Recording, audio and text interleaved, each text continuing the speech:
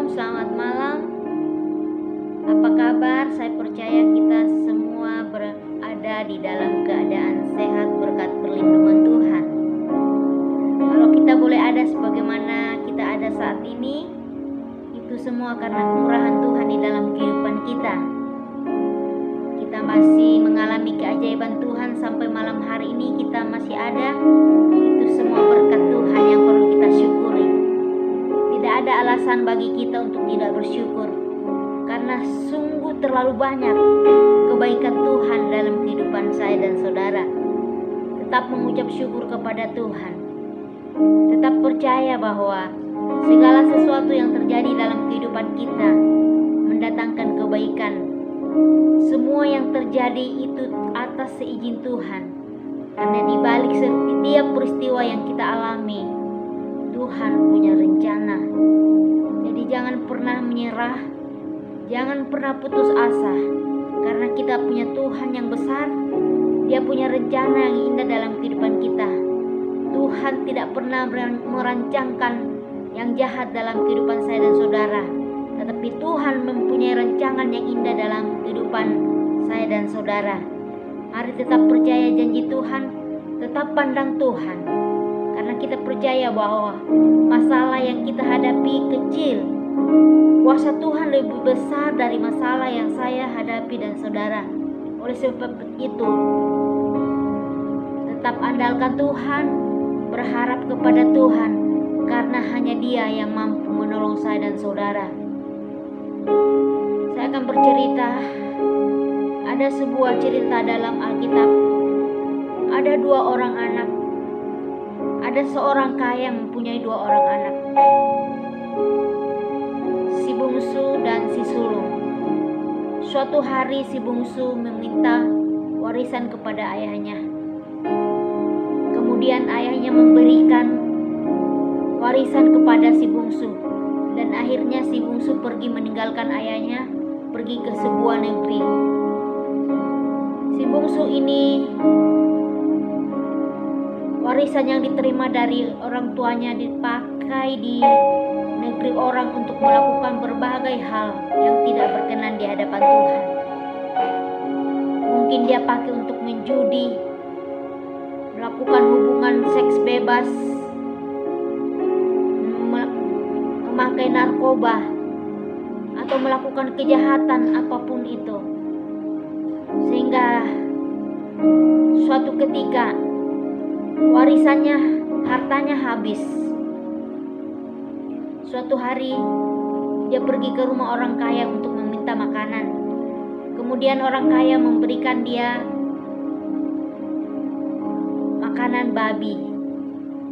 Kemudian si bungsu ini teringat akan rumahnya, bahwa di rumah bapakku banyak harta, dan akhirnya dia kembali ke rumah bapaknya. Dari jauh orang tuanya melihat anaknya yang sudah memiliki baju yang sudah tidak layak dan mungkin sudah bau, karena dia sudah kehabisan harta yang dia pakai untuk berfoya-foya di negeri orang. Tetapi bapak begitu baik. Bapak menyambutnya dan memeluknya, menyambut anak ini, si bungsu ini, walaupun dia sudah menghabiskan hartanya yang sudah diwariskan kepadanya. Tetapi Bapak menyambutnya dengan baik, menyambutnya dengan penuh kasih, sehingga singkat cerita si bungsu ini dipestakan karena dia kembali ke rumah orang tuanya kembali. Sang bapak tidak membuangnya walaupun dia sudah menghabiskan warisannya dengan melakukan hal-hal yang tidak baik, tetapi bapak merangkul dia. Dia menerima kembali anaknya apa adanya. Dari cerita ini kita belajar bahwa kita juga adalah anak-anak yang terhilang. Kita adalah orang-orang yang berdosa. Tetapi kabar baik bagi saya dan saudara adalah sekalipun dosa kita banyak. Apapun dosa yang kita lakukan hari-hari ini, mungkin dosa perjudian, dosa narkoba, pembunuhan, seks bebas, apapun itu, ketika kita mau kembali kepada Tuhan, kita datang mengakui di hadapan Tuhan, maka Tuhan akan menyambut kita. Tuhan akan menerima kita apa adanya ketika kita mau bertobat, mengakui segala kesalahan kita di hadapan Tuhan, karena Dia adalah Tuhan yang baik bagi saya dan saudara. Oleh sebab itu, hargai anugerah yang Tuhan berikan dalam kehidupan kita. Hargai pengorbanannya di kayu salib, yang sudah rela memberikan dirinya untuk disalibkan demi dosa saya dan saudara. Kita bersyukur kalau kita boleh mengalami Tuhan, boleh mengenal kasih karunia, dan kita menerima anugerah keselamatan bukan karena kerja keras kita atau bukan karena usaha kita diselamatkan, tapi semata-mata karena anugerah Tuhan. Mari kita tetap bersyukur kepada Tuhan. Mari kita terus datang kepada Tuhan, tetap taat kepada firman-Nya, dan tetap mengasihi Dia melalui perkataan kita, perbuatan kita, karena kita adalah anak-anak yang sudah ditebus dengan darah-Nya yang mahal. Hidup kita berharga di mata Tuhan. Hidupmu berharga di mata Tuhan. Hidup kita berharga di mata Tuhan. Sekalipun kita pernah mengalami hal-hal yang bodoh di masa lalu, tapi Tuhan masih memberikan kesempatan kepada kita untuk mau berubah. Saudara, mungkin ada teman-teman di luar sana yang sedang ada dalam situasi atau sedang berada di dalam jerat dosa, yang jerat oleh dosa apapun itu. Mari bertobat, kembali kepada Tuhan. Tangan Tuhan selalu terbuka buat saya dan saudara ketika kita mau kembali. Kasih-Nya adalah kasih yang sejati, kasih-Nya tanpa syarat. Dia mengasihimu dan Dia juga mengasihiku. Datanglah kepada Tuhan Yesus dan Dia akan mengampuni segala dosamu. Akui dan tinggalkan dosamu itu dan kembali kepadanya. Dia sangat mencintaimu. Terimalah berita kabar baik ini. Tuhan Yesus memberkati. Saya akan menyanyikan pujian. Kiranya pujian ini memberkati Bapak Ibu Saudara sekalian. Tuhan Yesus memberkati.